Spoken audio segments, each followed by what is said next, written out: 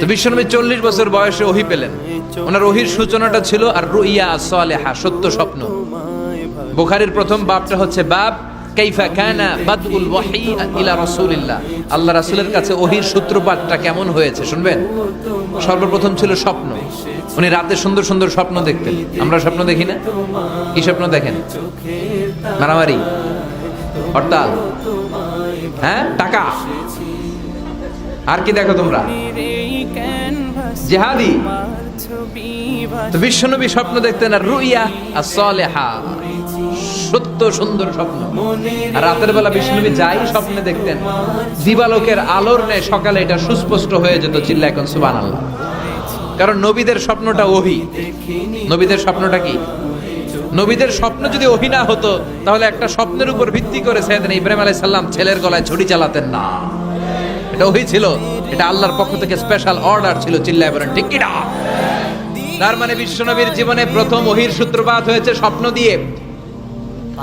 তারপরে বিশ্বনবীর কাছে নিঃসঙ্গতা, নির্জনতাকে প্রিয় করে দিল কে? বিশ্বনবীর মানুষের সাথে তখন কথা বলতে ভাল লাগে না, একা একা থাকতে ভাল লাগে, একা একা ইবাদত করতে ভাল লাগে। বিশ্বনবী হেরা পাহাড়ে চলে গেলেন। কোথায়? মক্কা থেকে উত্তর দিকে 634 মিটার উঁচু ওই পাহাড়ে যে তাআব্বুদাল লায়ালি, রাত্রিবেলা তিনি ধ্যান করতেন, মেডিটেশন করতেন, চোখ বন্ধ করে স্রষ্টার অস্তিত্বকে খুঁজতেন। খুঁজতে খুঁজতে খুঁজতে 40 দিন ধ্যান করার পরে, 40 দিন আধ্যাত্মিকতার এই চর্চা করার পরে ফাজাহুল হক, সত্য বিশ্বনবীর কাছে এসে ধরা দিল। সাইয়েদনা জিবরাইল চলে আসলেন, এসে বললেন ইয়া মুহাম্মদ ইকরা, পড়ো।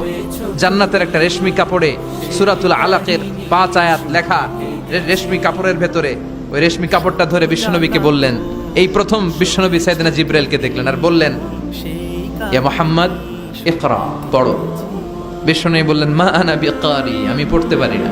সুবহানাল্লাহ পড়েন। কারণ বিশ্বনবী ছিলেন না নাবিয়াল উম্মি, নিরক্ষর নবী। ওনার অক্ষর জ্ঞান ছিল না। আলিফ বা তা সা, কোনটারে জিম বলে কোনটারে সদ বলে বিশ্বনবী চিনতেন না, লিখতে জানতেন না। তিনি ছিলেন নিরক্ষর, কিন্তু মূর্খ না। নিরক্ষর এক জিনিস, মূর্খ আরেক জিনিস। অক্ষর জ্ঞান নাই কিন্তু জ্ঞান আছে। কারণ বিশ্বনবী বলতেন আদাবানি রব্বি ফা আহসানা তা'দিবি, আমি পৃথিবীর কোনো ইউনিভার্সিটি থেকে ডিগ্রি নেয় নাই, কেউ আমারে শিখায় নাই, স্বয়ং আরশের উপর থেকে আমারে শিক্ষা দান করেছে কে? তাই আমার শিক্ষার মতো শিক্ষা পৃথিবীর কারো শিক্ষা হতে পারে। সাইয়েদনা জিবরাইল বললেন ইয়া মুহাম্মদ ইকরা, পড়ো। বিশ্বনবী ফেল রইলেন, অক্ষর চিনে না, পড়বে কেমনে? বিশ্বনবী বলেন মা আনা বিকারি, আমি জানি না কেমন করে পড়তে হয়। ফাআখাযানি ফাগাত্তানি হাত্তা বালাগা মিন্নি আল জাহাদ, বিশ্বনবী পড়তে জানেন না। যখন বললাম আমি পড়তে পারি না, সাইয়েদনা জিবরাইল বিশ্বনবীকে জড়িয়ে ধরলেন, বুকের মধ্যে জড়িয়ে ধরে যত জোর ছিল বিশ্বনবীকে একটা চাপ দিলেন। বিশ্বনবী বললেন চাপের চোটে আমি আমার বুকের ভেতরে ব্যথা পেলাম। ফারসালানি, আমাকে ছেড়ে দিল। ছেড়ে দিয়ে আবার কে পড়েন ইকরা, read in the name of your lord. বিশ্বনবীর আগের কথা, আমি পড়তে জানি, মা আনা বিকারি। সাইয়েদনা জিবরাইল আবার জড়িয়ে ধরলেন, আবার চাপ দিলেন। বিশ্বনবী বললেন ব্যথা পেলাম। আবার জিবরিল বিশ্বনবীরে বললেন পড়েন। বিশ্বনবী আগের কথাই বলে আমি পড়তে পারি না, আবার চাপ দিলেন। 3 বার চাপ দেওয়ার পরে সাইয়েদনা জিবরাইল বললেন নবী এবার আপনি পড়েন।